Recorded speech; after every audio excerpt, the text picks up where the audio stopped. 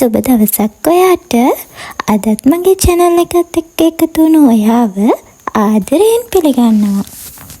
ඉතින් අපිට ඕනම වෙලාවක හිතුන ගමන් හදාගන්න පුළුවන් කෑමක් තමයි සීනි මුරුක්කු.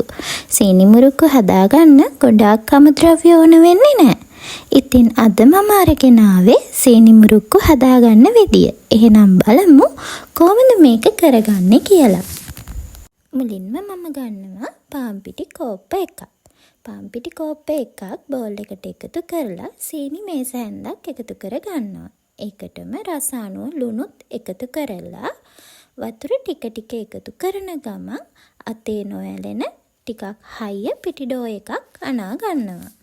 ඉතින් ඔයා මගේ channel එකට අලුත් යාළුවෙක් නම් මගේ channel එක subscribe කරලා මාත් එක්ක දිගටම එකතු වෙන්න කියලා ආදරයෙන් ආරාධනා කරනවා. ඉතින් මම මේ විදිහට පිටි කෝප්ප එක පාවිච්චි කරලා පිටි ඩෝ 3ක් හදාගත්තා. දැන් මම පිටි ටිකක් ඉහාගෙන අපි මේ හදාගත්තු පිටි ඩෝ එකින් එක තුනී කරගන්න තමයි ලෑස්ති වෙන්නේ. මේ විදිහට රෝලින් පින් එකක් හරි අතින් හරි අපේ පිටි ඩෝ එක තුනී කරගන්න ඕන.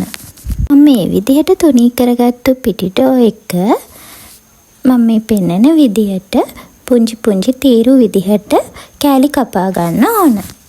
දැන් මම මගේ පිටි ඔක්කොගෙම මේ විදිහට පුංචි පුංචි තීරු විදිහට කෑලි කපාගෙන ඊළඟට මම රත් වෙච්ච තෙල් එකේ අපි මේ කපාගත්තු ටික ටික එකතු කරන ගමන් හොඳින් බැද ගන්නවා. මේ විදිහට තෙල් බුබුලු නැති වෙලා හොඳට බැදෙනකන් තෙලේ අඩු කින්දරේ බැද ගන්න ඕන. මේ විදිහට මං සේරම ටික බැදලා ඉවර වෙලා තාච්චියකට සුදු සීනි කෝප්ප එකක් එකතු කර ගන්නවා. ඒ සීනි මනගත්තු කෝප්පෙන්ම වතුර කෝප්ප භාගයකුත් එකතු කරලා සීනි පැණි ටික හදා ගන්නවා.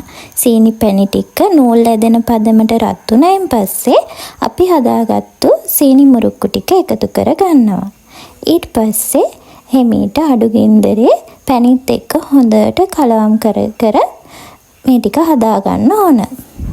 මේ විදියට විනාඩි 10ක් 15ක් වගේ අඩු ගින්දරේ කලවම් කර ඉන්නකොට සීනි මුරුක්කු ටික අපිට ඕන පදමට හදා ගන්න පුළුවන්. එහෙනම් ඔයාලත් මේ විදියට සීනි මුරුක්කු හදලා බලන්නකෝ.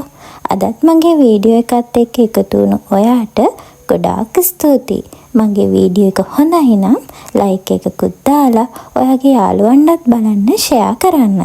ඒ වගේම ඔයාගේ අදහස් පහලින් කමෙන්ට් කරන් යන්නත් අමතක කරන්න එපා.